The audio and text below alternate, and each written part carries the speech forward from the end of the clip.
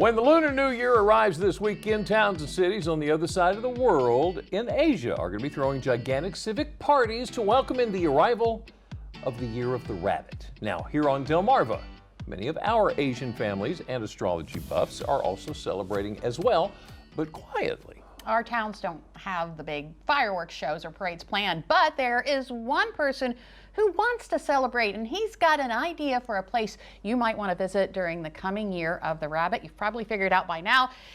It is Secrets of the Eastern Shore author Jim Duffy with another Throwback Thursday tale.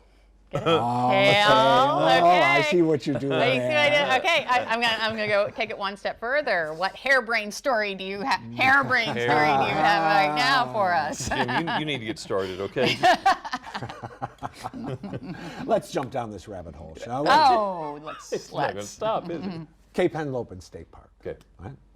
5,000 acres, beautiful beaches, beautiful marshland, forest land. My wife is a photographer. Right. I think the Gordon's Pond Trail there is probably her favorite place in the whole wide world. Became a state park in 1964. Okay. But the story of how it became a state park goes back 300 years before that. 300? 300 to the 1600s. Okay. So the area around Lewis back then was part of a Dutch settlement originally, and then the British came in and took it over in the 1670s. Okay. All right? So in 1682, a gentleman named Edmund Warner asks William Penn. Delaware is part of Pennsylvania back then. Right. Delaware didn't exist yet. It's part of Pennsylvania. So he asked the big head honcho of Pennsylvania, William Penn, for permission to set up a coney on the land we now know of as Cape Henlopen State Park. A coney. A coney. That word goes back to the Middle Ages, and it originally referred to all kinds of small game, rabbits, raccoons, squirrels, and people used to have to ask the king for permission to run a coney and have the hunting rights to certain land. Oh. So over time, coney became very specifically associated with rabbits, and it's kind of a synonym for rabbits and a rabbit warren. And so that is what Mr. Warner wanted to do. He wanted to use the land on Cape Henlopen to harvest fur and meat from rabbits.